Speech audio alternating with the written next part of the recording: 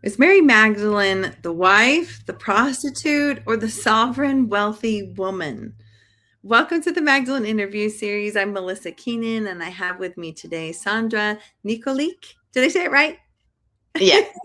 Lovely. Where we're going to talk all about Mary Magdalene and widen the conversation. I created this interview series to really bring a wider lens to what sacred femininity is, what sacred spirituality is, and what we're really carrying. And I really see this conversation around Mary Magdalene and the Black Madonna as this sacred meeting place for all the feminine traditions that have existed on the planet, particularly pre-patriarchal, ancient, and it's been so enriching to have these conversations. And so if you have enjoyed these conversations, I'd also love to invite you to come with us to the Magdalene pilgrimage, the Black Madonna pilgrimage that we're hosting in the south of France next May. And you can find more information in the links above. You can also find more information about Sandra and her work. And without further ado, I'd love for you to introduce yourself and tell us a little bit about who you are and the work that you do in the world. Well, hello. Thank you. My name is Sandra S. Nikolic. I'm somatic mentor for leaders, coaches, and entrepreneurs.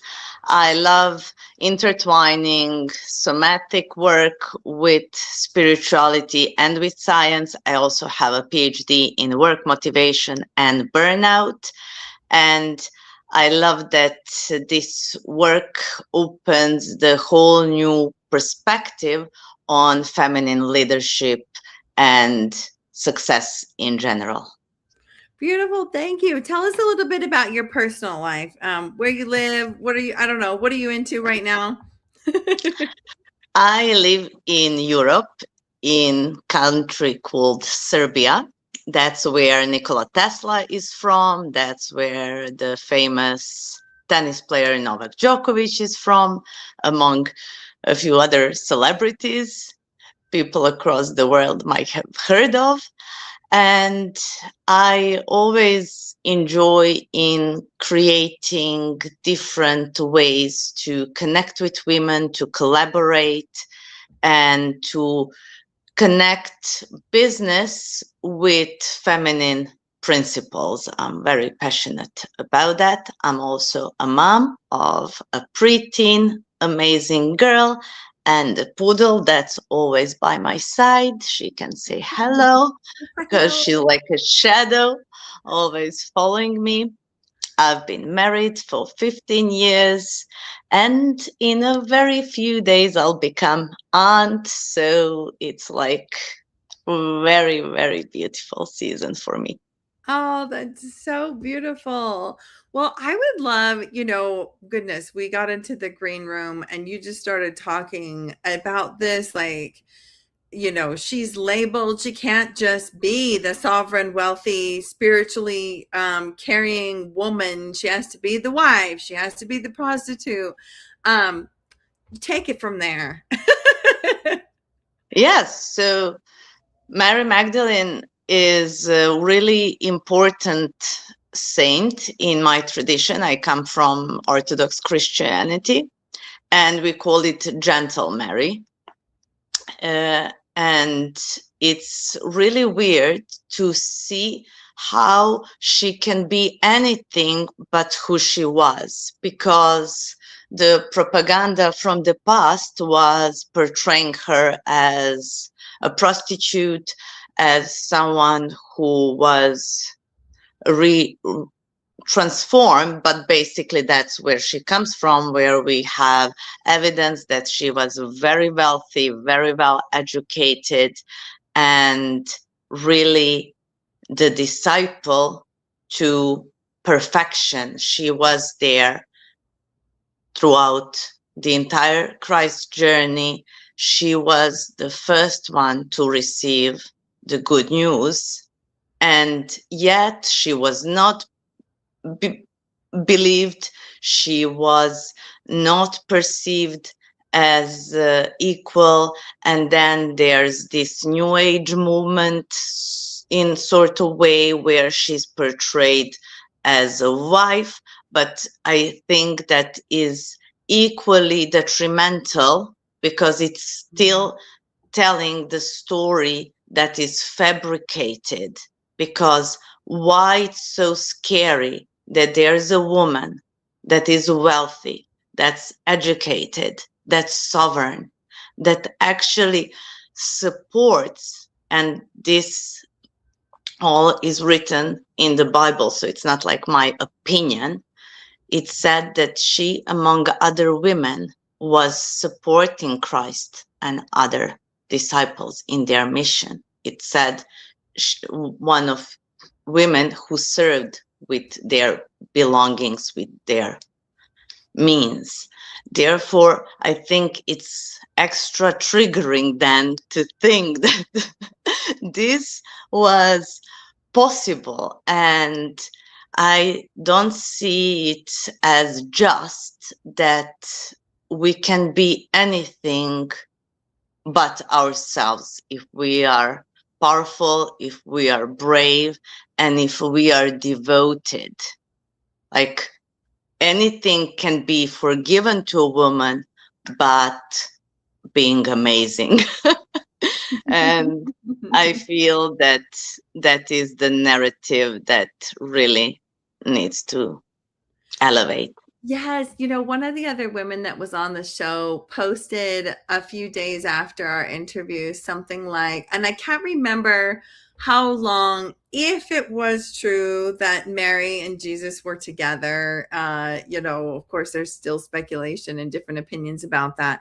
But even if it is true, they would have been together for like 5 years or something, or 3 or something like that. That, like, the post said something like, this woman was too powerful to let like a 3-year relationship define her entire existence. And it's like, whoa, like when you think of it from that perspective and all that she carried both before and after this monumental like Christ experience that happened, it was big, but like that's like, what if we decentered the male in this situation and just looked at who is Mary?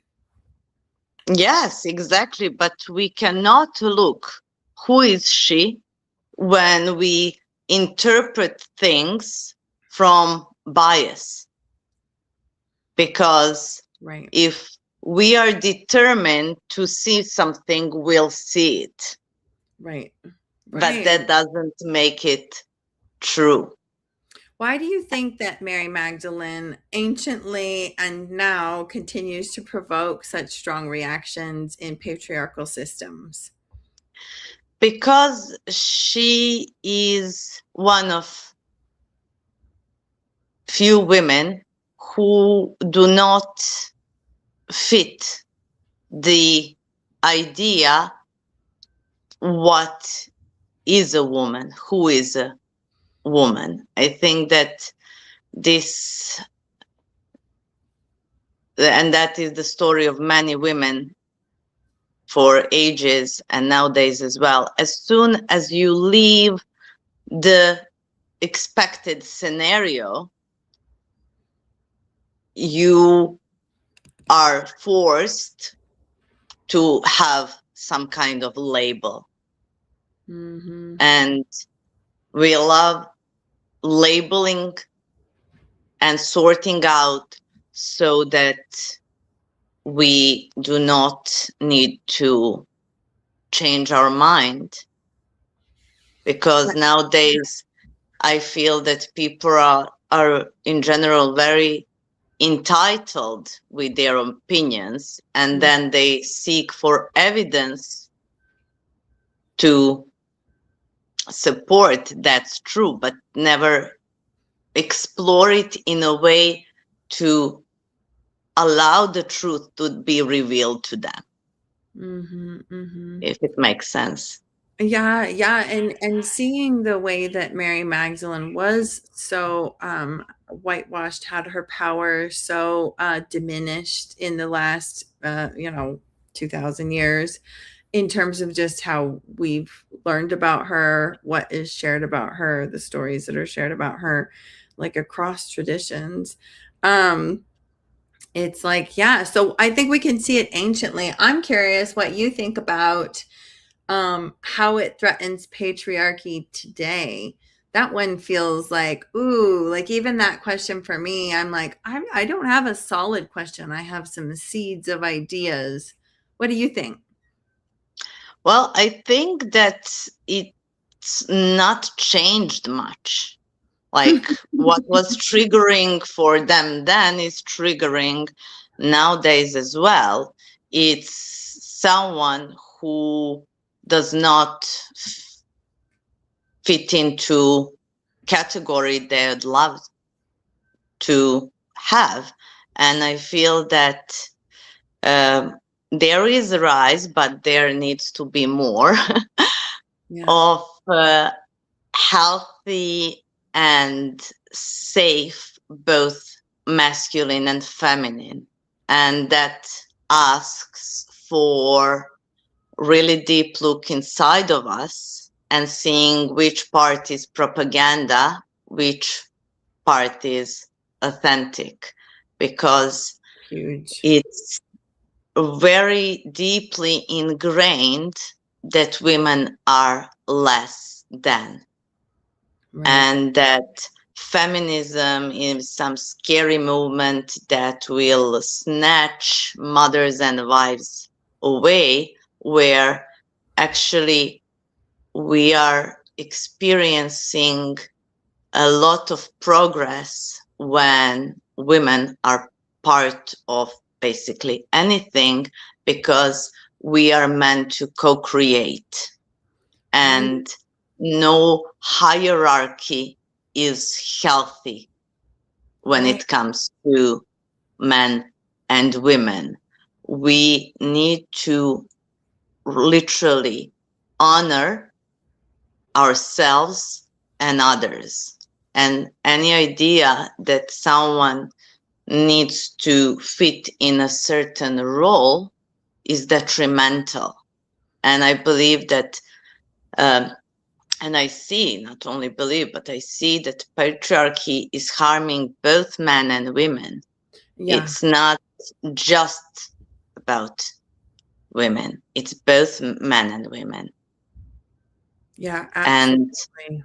it's really important that we honor the differences and understand that, oh my gosh, we may be wrong, that we get to change our mind, that it gets to be different than what we were taught in school, in society. Even in our families. Yeah, Yeah. I've been so I'm an intimacy coach in addition to a publisher, and I've been in so many conversations with women in relationships, all about their marriages, all about their dating, their heart, their yearning, oftentimes motherhood wove into that, oftentimes uh, entrepreneurship woven to that. And it's like we can talk on a large scale about the ways that women are making big moves in the system, and that's important.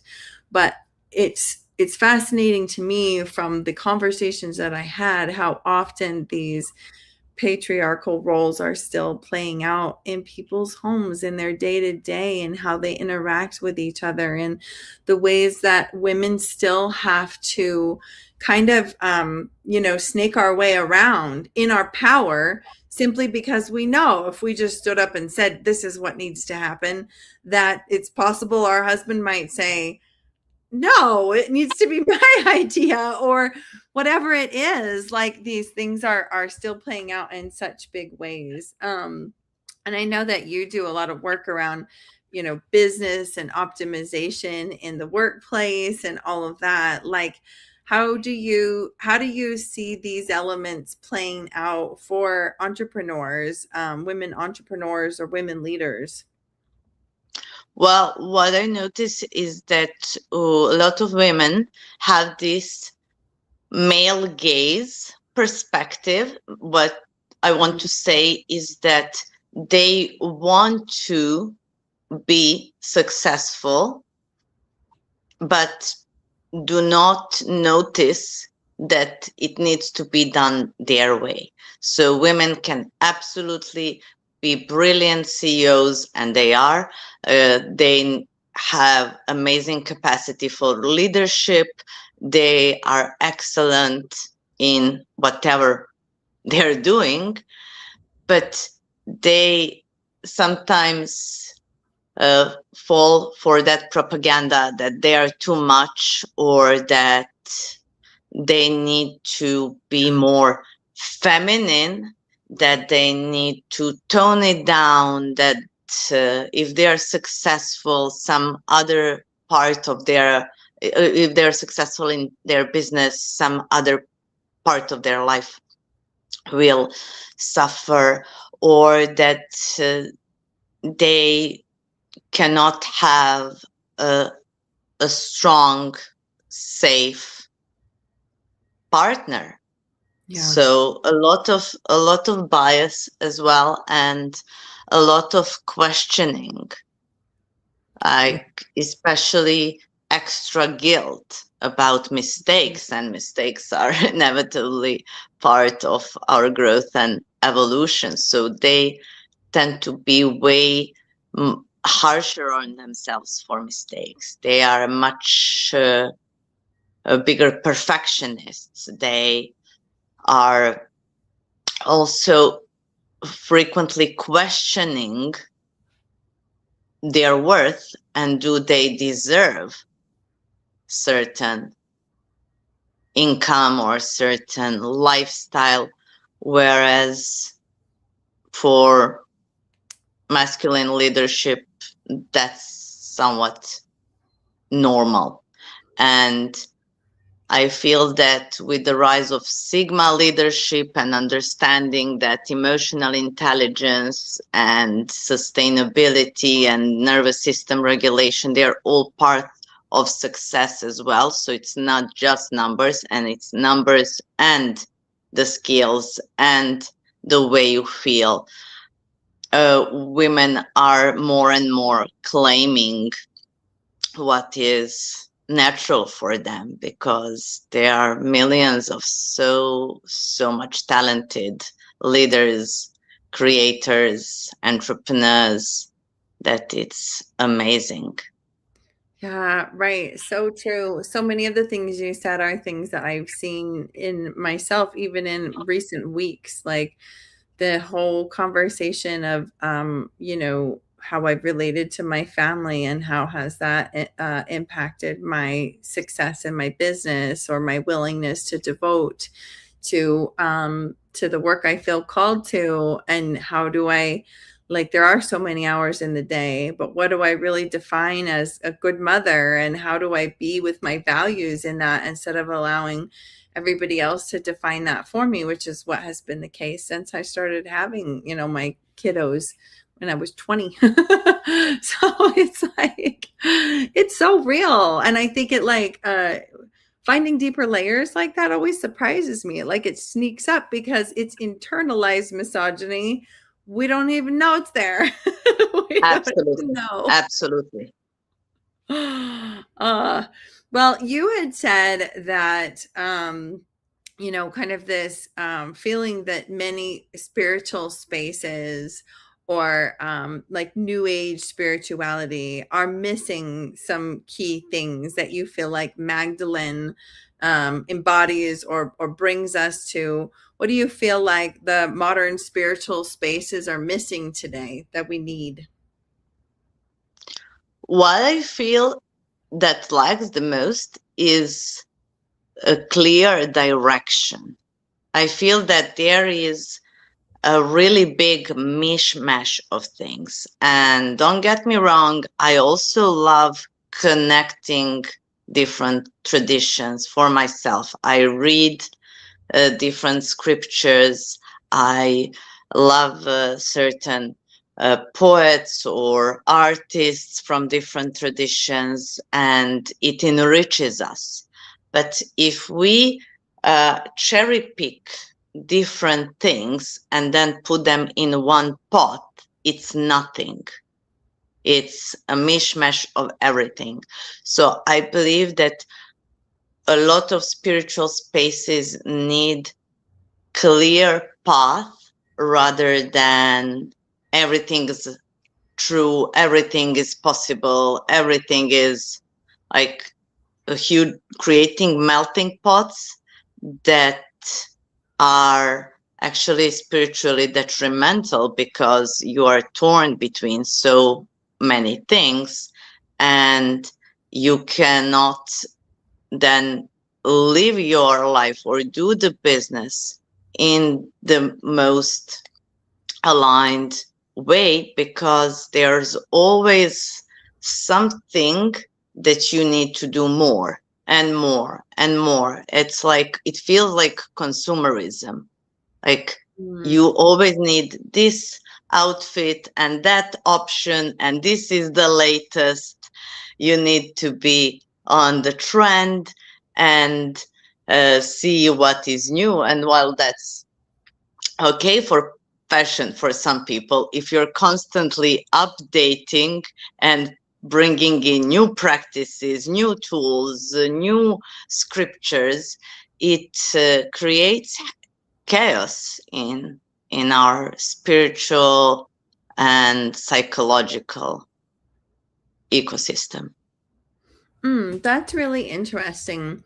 I led this conversation saying that I see Black Madonna and Mary Magdalene as kind of this meeting place for many people who are carrying lots of different traditions. And one of the distinctions that I have kind of made just even in the last year in my own spiritual journey is that it's not about extracting from all of these different spiritual lineages and traditions and conglomerating them into one, but allowing yourself to really be with the lineage that is yours and honoring the lineages that others carry. And I find so much beauty in that. And I find so much value in learning from other traditions. But I also know, as somebody who's been on the Western United States for however many generations and stuff, that coming to the place where the Christianity that my family gave me did not suit me. And then the Christianity that I chose in Mormonism did not suit me. That there's this then what is the path? I feel like a spiritual orphan. How do I find my way? And so I think the extraction piece, I didn't even know I was doing that. Like, right, the cherry picking piece was this piece of like, what is going to fill this? What's going to bring me back to home? And one of the more beautiful things that I have found is reconnecting to my ancient lineage, like knowing the ancestral homeland of my people and then learning the traditions that were carried there anciently and kind of seeking my ancestors to say, like, where did we lose this, what did we carry, like it, and what feels right and true and good for me. But it is a big question. I think for many, many people today, especially when you've been abused in a religious, like a strict religious culture. So I'm curious, like what you think about that. I think you're so amazing for exploring, for being so brave to choose differently when things didn't suit you. And I think that everyone should do what they feel is the right path. And it's not always super clear. I get that. I had somewhat fairy tale version of that myself personally because my country was and like has been for centuries and centuries back Orthodox Christian, so it's a very clear path. But I've never even met someone who was forced into it because there was a period of communism after the Second World War and the religion was prohibited. So Mm. Basically, nowadays, it's what you choose. It's not mandatory. No one takes attendance. No one knows whether I went to church or not. No one makes me write a hefty check. There is like, there's no even sitting. We stand for hours. that's that's what the service is like. So whether you went and stood or not is not something that is expected, or if you're not frowned upon. I also live in a city that has 2 million people, so it's not a small city mentality. You can be here whatever you want to be. It's your choice. So I feel really blessed, and it was my choice to get baptized. It was my choice to choose my devotional practices. Growing up, I've met amazing priests that were so loving and supportive and really beautiful to be around. So it was very easy and natural. And I understand not everyone get that privilege to like be somewhere where it's organic and that it's your tradition and that it suits you, that it really feels like home. It's not about whether this is mine or not, but it's like what I genuinely feel as home to my soul and my being. And therefore I feel that it's beautiful when we are able to honor our lineage and our ancestral stories. For me, it just happens that those two are closely linked. This version of Eastern Orthodox Christianity and my lineage is something that was present in generations. And it's also part of identity as well. It's not just like your choice, but I feel that it creates a very specific stability and sense of being where you are loved and welcome. And therefore, whether the religion is part of the equation or not, I believe that everyone would benefit from learning about their own lineage and culture and inheritance, especially people in this Balkan region where I'm from, because we are not taught in school so many things that are important to understand. Like, for example, we as Slavic people were very, very exposed to slavery. That's actually where the word slave comes from the word Slav. They basically took this name for the group of people and placed it there. So it's very important to understand what it has to do for us nowadays as well, because it's been the story for centuries. And my cross country is positioned that way, that is like crossroad between east and west. So when you're in a crossroad, a lot of not so friendly armies go through, and for centuries we were in different forms of slavery and abuse in every possible way, shape, and form. Then we were really much hit with the First and Second World War. The third of our people died in the First World War fighting for the justice. And it's like it was also Second World War, and there were some wars afterwards. So it's really important to honor that context for myself as well, because it's not the same if this is my lineage or if it was some else.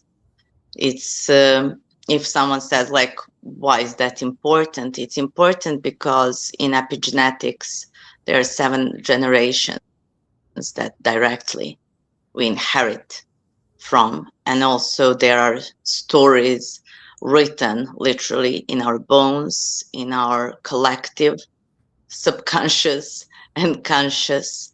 And when we honor that, it's liberating and also full of wisdom and understanding who you are and what is important for you to choose. Mm-hmm. I'm so proud that even centuries ago, there was a law that said that anyone who set foot on our land becomes a free man or a woman immediately. Mm-hmm.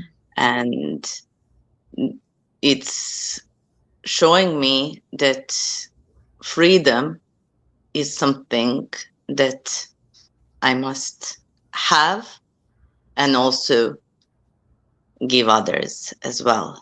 And that translates into everything I am and everything I do, whether it's business or it's family. That matters for my religion, for my way of doing things. It's everywhere. Wow, thank you so much for sharing all of that, and just the way that it moves through you, the way that it shapes how you show up in the world. And I think it's so relevant to Mary Magdalene and Black Madonna because they represent exile among all the other beautiful things. They represent oppression and loss of power, and how we persevere and how we find our resiliency and the things that we cling to find that hope. And so it's so relevant. I just so appreciate both Magdalene and Black Madonna, like as an anchor for that, to come back to hope again and again. Well, thank you so much. This conversation has been riveting. I've kept you longer than I said I would. Would you like to share, of course, if you're watching today, you can click on the links. Please do go do that for Sandra, and give her a follow and stuff. But is there anything that you are immediately inviting people into right now that you'd like to mention today? Well, I've just created a free Facebook group called Somatic and Success Society, where I dive into somatic, subconscious, and burnout prevention for business owners, leaders, coaches, and entrepreneurs. So if that is something that you love exploring, how can your inner world support your outer results, you're welcome to join. Awesome. Thank you so much. And I'll go give it a join here in a moment too. Thanks so much, Sandra. And thanks to those of you who have tuned in with us. And we'll see you next time on the Magdalene Interview Series.